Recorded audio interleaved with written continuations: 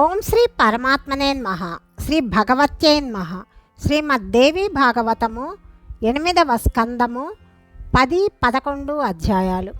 ఈ అధ్యాయాలలో హిరణ్యమయ వర్షమునందు ఆర్యముని ద్వారా కచ్చప రూపమును, ఉత్తర కురు వర్షమునందు పృథ్వీదేవి ద్వారా వరాహ రూపమును, కింపురుష వర్షమునందు హనుమంతుని ద్వారా శ్రీరామచంద్ర రూపమును, భారతదేశమున నారదుని ద్వారా నారాయణ రూపమును స్తుతించుట, ఉపాసనల మరియు వర్ణించుటను గూర్చి, అలాగే భారతదేశ మహిమను వివరించుట మనం తెలుసుకుంటాము. మొత్తము 8వ స్కందంలోని 8వ భాగాన్ని ఇప్పుడు మనం తెలుసుకుంటున్నాము. శ్రీనారాయణుడు చెప్తున్నాడు, నారద, హిరణ్యమయమైన పేరుగల ప్రదేశమునందు యోగేశ్వరుడు భగవంతుడైన శ్రీహరి కచ్చప రూపమును ధరించి విరాజిల్లుతున్నాడు. ఆర్యముని ద్వారా ఆ స్వామి స్తుతింపబడుతూ పూజింపబడతాడు. ఆర్యముడు స్తుతిస్తున్నాడు. ఓం నమో భగవతే అకూపారాయ సర్వసత్వగుణ వివేషణాయ నోపలక్షిత స్థానాయ నమో వష్మణే నమో భూమ్రే నమో వస్తానాయ నమస్తే. సమయావధులు లేనివాడు, సత్వాది గుణ విశేషములతో విరాజిల్లువాడు, కనిపించని స్థానము కలవాడు, ఆ ఓంకార స్వరూపుడు, సర్వవ్యాపకుడు భగవంతుడైన కచ్చపునకు పదే పదే నమస్కరించెదను. ప్రభు, మీరు అనేక రూపములలో దర్శనమిస్తారు. అర్ధస్వరూపమైన ఈ జగత్తు మీ మాయచేతనే భాసిల్లుతున్నది. కాబట్టి ఇది మీ స్వరూపమే. యథార్థముగా కనిపించని కారణమున దీని సంఖ్యను గణింపలేకపోతున్నాము. అట్టి అనిర్వచనీయమైన స్వరూపులకు మీరు శ్రీహరికి నమస్కారములు.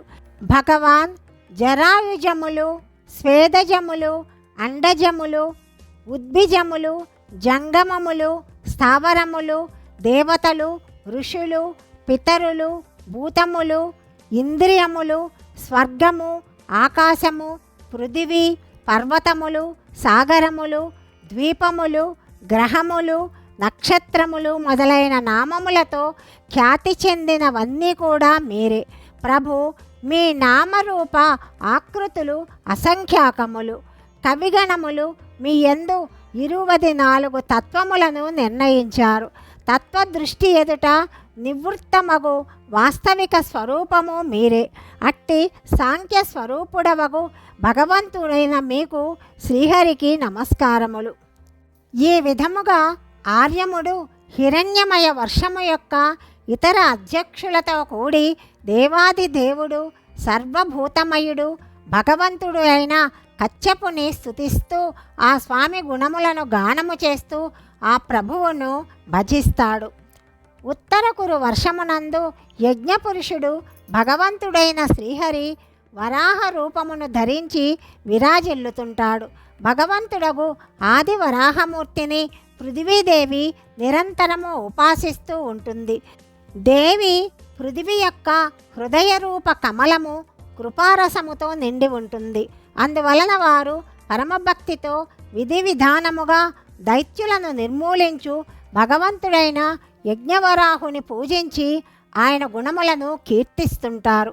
పృథివీ చెప్తున్నది, ఓం నమో భగవతే మంత్రతత్వలింగాయ యజ్ఞక్రతవే మహాధ్వరావయవాయ మహావరాహాయ నమః కర్మశుక్లాయ త్రియుగాయ నమస్తే. మంత్రముల సహాయముతో ఆ స్వామి తత్వము అవగతమవుతుంది. ఆ ప్రభువు యజ్ఞస్వరూపుడు. మహాయజ్ఞమే ఆ స్వామి విగ్రహము. శుక్లకర్మమయుడు, త్రియుగమూర్తి, ఓంకార స్వరూపుడు భగవంతుడగు వరాహస్వామికి అనేక నమస్కారములు. భగవాన్ కర్రయందు దాగి ఉన్న అగ్నిని రగుల్కొల్పటానికి ఋత్విజులు దానిని మధిస్తారు. అప్పుడు అది బయటపడుతుంది. అలాగే ఎంతో నేర్పరులైన విద్వాంసులు ఎవరిని దర్శించు తలపుతోటి మనసు అనే కవ్వము ద్వారా శరీరమును మధిస్తారో అట్టి మీరు శ్రీహరికి నమస్కరిస్తున్నాను.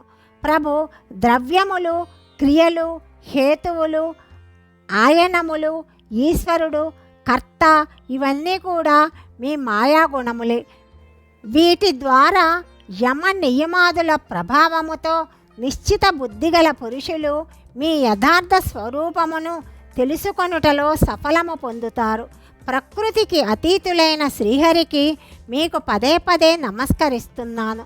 అలాగే సూదంటురాయి సంయోగము వలన జడమగు లోహము కూడా నడిచే సామర్థ్యము కలిగి ఉంటుంది. అలాగే భగవాన్ అవతరించు కోరిక ఉత్పన్నమైన వెంటనే నిస్పృహులకు ఆ స్వామి సంకేతము వలన మాయ ప్రకృతి గుణముల ద్వారా జగతుత్పత్తి స్థితి సంహారములయందు లగ్నమవుతుంది. ఆ సకల గుణములకు కర్మలకు సాక్షి అయిన శ్రీహరికి నమస్కరిస్తున్నాను. ప్రభు, ఒక గజరాజు మరి ఒక గజరాజును యుద్ధమున జయించినట్లుగా తన్నెదుర్కొన్న దైత్యుడకు హిరణ్యకశిపుని సంగ్రామమున నరసింహమూర్తివై సంహరించావు. సాగరమునందు మునిగిన నన్ను ఉద్ధరించావు. ఒక ఆట వస్తువుగా తన కోరికపై ధరించిన ఆదివరాహమూర్తి నీకు నమస్కారములు. నన్ను ఉద్ధరించావు అంటే భూదేవి చెప్తున్నది. ఈ జగత్తుకు ఆది కారణము స్వరూపుడవగు సర్వశక్తివంతుడవగు వరాహ భగవానునికి నేను ప్రణమిల్లుతున్నాను. కింపురుష వర్షమందు చరాచర జగత్తును శాసించు దశరథ నందనుడు భగవంతుడైన శ్రీరామచంద్రుడు విరాజమానుడై ఉంటాడు. భగవతి సీతాదేవి ఆ స్వామితో సుశోభితురాలై ఉంటుంది. ఆ ఆంజనేయుడు ఆదిపురుషుడైన ఆ స్వామిని స్తుతిస్తూ ఉంటాడు.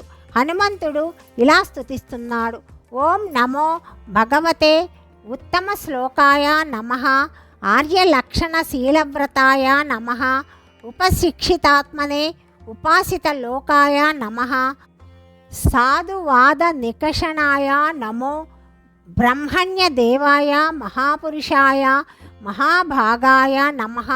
ఓంకార స్వరూపుడు పరమ కీర్తిమంతుడు భగవంతుడైన శ్రీరామునకు నమస్కరిస్తున్నాను. శ్రేష్ఠ పురుషుల లక్షణములతో శీలముతో వ్రతములతో సంపన్నుడైన శ్రీరామునకు ప్రణమిల్లెదను. పరమ సంయమన చిత్తము కలిగి లోకారాధన యందు తత్పరుడగు శ్రీరామదేవునకు నమస్కారము. సాధుత్వ పరీక్ష కోసము గీటురాయి రూపమున భగవంతుడైన శ్రీరామునకు వందనములు చేస్తున్నాను. బ్రాహ్మణులకు పరమ భక్తుడు, అట్లే భాగ్యశాలియగు మహాపురుషుడు భగవంతుడగు శ్రీరామునకు నమస్కరిస్తున్నాను. ఏకైక విశుద్ధ బోధస్వరూపుడు సకల అంతఃకరణమునందు విద్యమానుడు, తన తేజస్సు చేత గుణములను మేల్కొల్పు మొదలగు అవస్థలను నిరసించువాడు, పరమశాంత ఆకారము కలవాడు, నిర్మలమైన బుద్ధితో సమస్తమును గ్రహించగలిగినవాడు, నామరూపములు లేనివాడు, అహంకార శూన్యుడు భగవంతుడైన శ్రీరామచంద్రుని శరణుజొచ్చెదను. భగవాన్ మానవ రూపమున కేవలము రాక్షస సంహారము కోసమే మీరు అవతరించలేదు. ప్రాణులకు సుఖదుఖములు సహజములని చెప్పటానికే మీరు ఉదయించారు. లేకపోయినచో మీరు మీ స్వరూపమునందే రమించెదరు. సకల సమర్థులైన ప్రభువులు సీతావియోగమున ఇంత దుఃఖమును ఎందుకు సహించవలసి వస్తుంది? లక్ష్మణునకు శ్రేష్ఠ సోదరుడువైన ఓ రామచంద్ర ప్రభు, నిశ్చితముగానే ఉన్నత కులమునందు జన్మించినవాడు, మిగుల సుందరులు, మాట్లాడుటయందు నేర్పరులు, నిర్మలమైన బుద్ధి కలవారు, ఉత్తమ యోనియందు జన్మించినవారు, వీరిలోని ఏ గుణములు కూడా మిమ్మల్ని ప్రసన్నము చేసుకోవడానికి సాధనము కావు.